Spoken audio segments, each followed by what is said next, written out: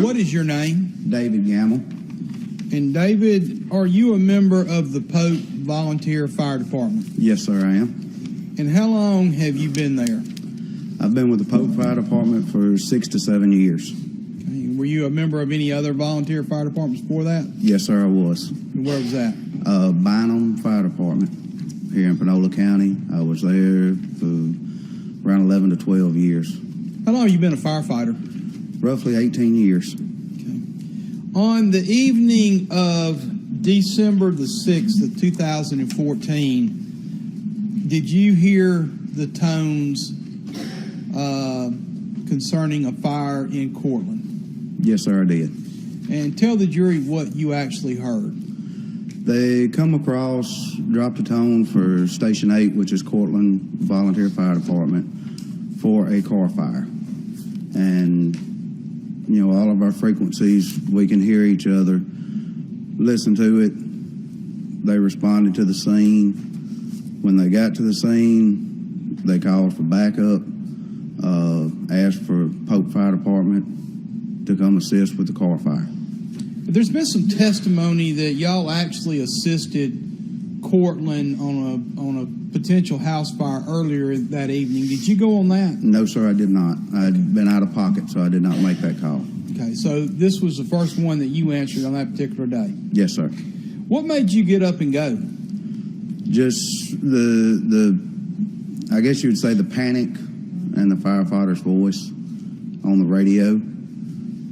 I didn't know what situation. I mean, you know, it's a brotherhood with us firefighters, you know, to have each other's back. Well, you just said something that the panic in the voice. Could you tell from who you were listening to that this wasn't a normal scene? Yes, sir. Okay. And where were you coming from to go to Cortland? I was coming out of just south of Pope, down around close to the Yellowbush County line, around Enid Lake is where I lived at. How long did it take you to get there? Do you remember? Rough guesstimate? 5-10 minutes. Okay. What did you find upon your arrival on Heron Road? Upon arrival on Heron Road, I pulled up.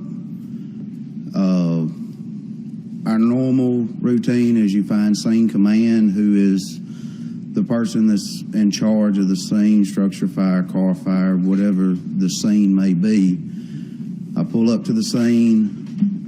When I get there, at the back of Engine 81, Jessica Chambers is, at the time, I didn't know who it was. She was laying on the ground, covered with a blanket, a pair of turnout coats, you know, which is one of our heavy coats that we wear when we go on structure fires. That was laid over her, and I was looking for Cole Haley, the chief, because that's normally who is Fire Ground Command, to see what he needed us to do, whether fire, medical response, or what they needed us to do. Describe for the jury, please, what it was like, or what this road is like leading up to where the car fire was. It's a 2-lane road. It's a rural road, so there's no striping on either side. And at that particular spot where it was, you come down a hill, it kind of makes a turn to the left, and then it's back up on top of a hill. There's an entrance to the tree farm on the right, and then where her car was on the left. And I was headed south on Heron Road to give you an idea of where it was direction-wise. Were there a lot of vehicles already there when you arrived? Yes, sir, there was. I pulled up right behind MedStat, the ambulance service. I was right there behind them when they pulled up on scene. Like I said, walked by her, started towards Cole to find out what they needed, and you could see the distress in his face of what he had seen, and kind of come back, ask, you know, what you need us to do, and I can't remember if it was Daniel Cole one of the med stats, I don't remember, they said we needed to set up what we call a LZ, which is a landing zone. Okay, let me stop you a minute, David. When you got there, Jessica was on the ground. Is that correct? Yes, sir. Okay. And did you hear people asking her who did this to you? Yes, sir. Okay, and did you hear her give a response? From what I could hear, it sounded like she said Eric. Now, the burns to her face and her body, it was hard to understand, what exactly she was saying. Okay. But it sounded to you like Eric. Is that Yes, correct?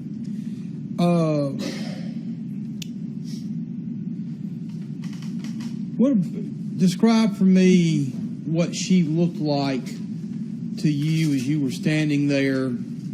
Could you tell that she was burned? Yes, sir.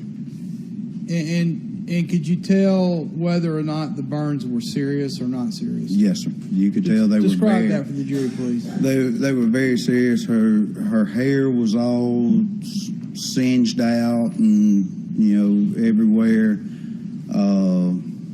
Her face,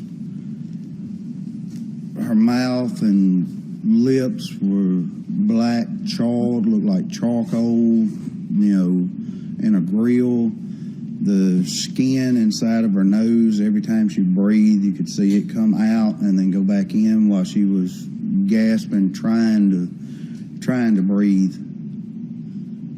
And was her voice very loud when she talked? It wasn't, but there was a lot of,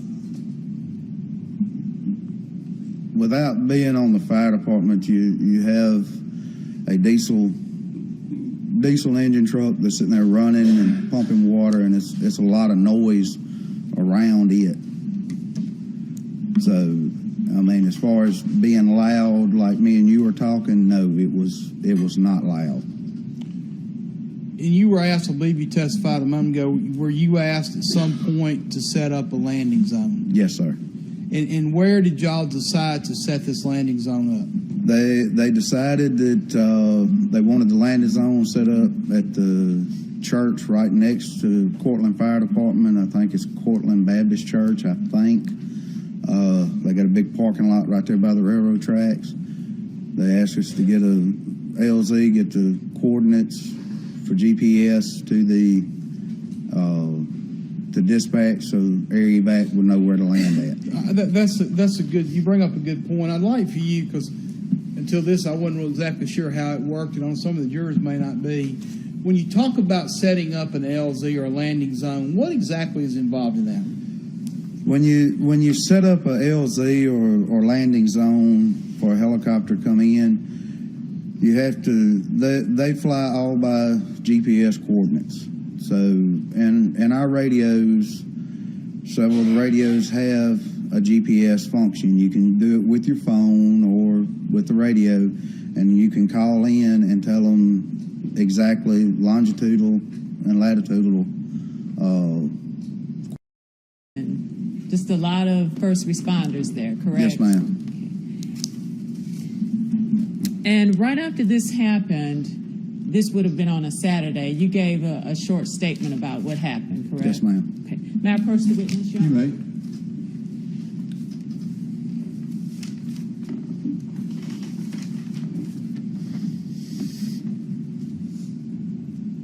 Do you recognize that? Yes, ma'am, I do. That's your statement? Yes, ma'am. Okay.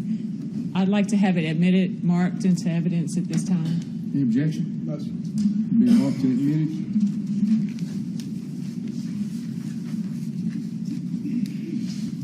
That's 12.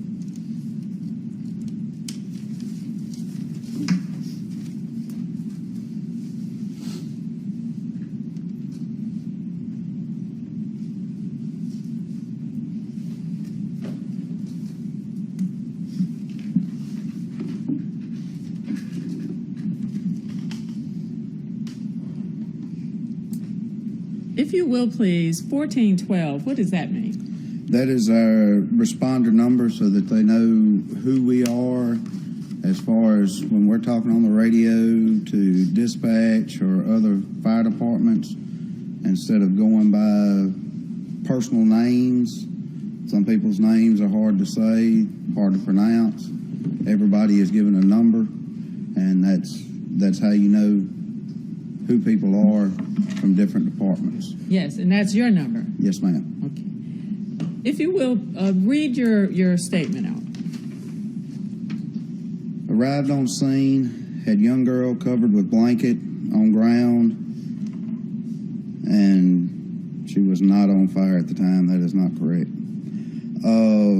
No, I scratched out. With blanket on ground and fire turnouts, which they had covered her with the turnouts. At back of engine 81, CD1 was asking name, said her name was Jessica Chambers. CD1 asked who did this. She said Eric. And CD1 asked last name. She said did not know. Wrote this, at least these facts she recalled for sure. Yes.